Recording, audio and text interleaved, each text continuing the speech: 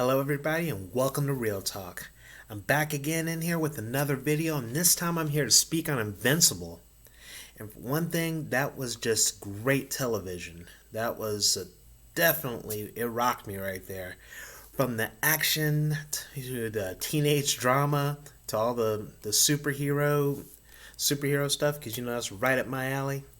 All the twists and turns, all the unique characters that it introduced and, just fleshed out, some ways differently than others. I think they really hit it out of the park, and like a lot of people, that eighth episode was just something really special. Now, before I say anything else, I'm just gonna let you know I'm going into deep spoilers. So if spoilers aren't your thing, spoilers are my thing. But if they're not your thing, then please come back to me after you watch the show. So many people were focused on that fight between Invincible and Omni Man, the whole father-son battle, and just like how graphic it was, and for good reason. I mean, dude was beating the hell out of his kid and using him as a sledgehammer to slaughter innocent people, like what had to be like different parts all over the globe.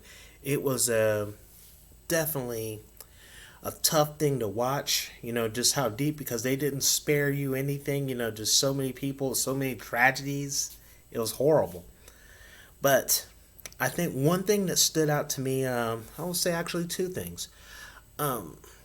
Basically, it can all be encompassed by the effect it had in Nolan. First, Nolan's perspective as a Viltrumite, and also how that fight, the toll that it took on him, and just how he changed, how his personality just fluctuated to the end of the fight, to where we had him eventually leave the planet. Throughout this episode and the one before it, where he was like practicing like how he's gonna make his confession to Mark. The whole arc was about Nolan basically coming to terms with the father he has become, in the last 17 years, and how that relates to the Viltrumite soldier he was when he first came to Earth. Throughout the fight, Omni Man was, just trying to break Mark's will emotionally by physically just beating the hell out of him, and just and making him just stand helplessly as he just killed innocent people left and right like it was nothing. Him trying to get through to Mark was so fascinating, not just because of all those graphic images, but the cold perspective of an ancient superpower. I could actually get his logic, considering his age and power. The Earth most likely was looking like an anthill, and he was trying to get the point across to his son just by kicking over the anthill with just the casualness of a human kicking over an anthill. It looks horrible up close, but it's horrible if you're an ant. But to a human, it's like, well, there'll be like 5,000 more of them tomorrow. Who cares? It was just very. It's very cool how throughout that episode they just really got that point across. And that's how Nolan sees it. Doesn't really hate, like you said. You're okay to pity them, but it's stupid to value them.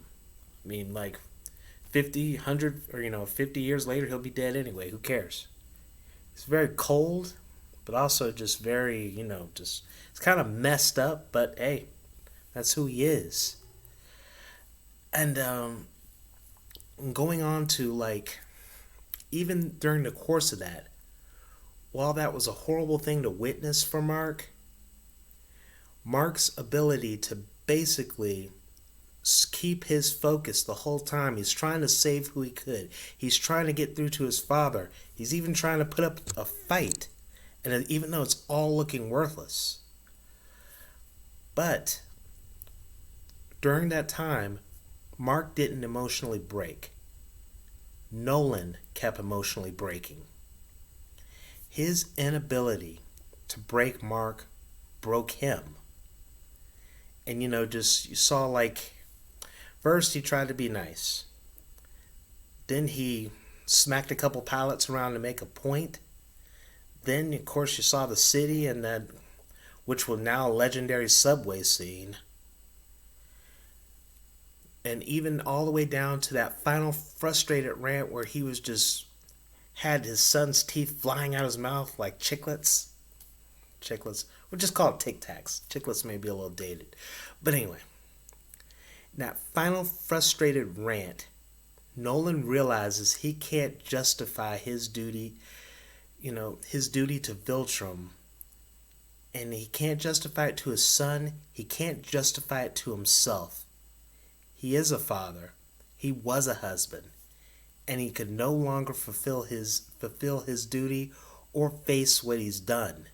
And I thought for one thing, the way that was written, and even more the way that was portrayed by J.K. Simmons, who's, of course, we all know as a legend, that was just expertly done, and it was an incredible joy to watch. Can't wait to see what all these characters end up doing in the next couple seasons, even though I know a thing or two. It's going to be a one wild ride to watch. Thank you all for coming by to see me. And as always, may good times be had by all.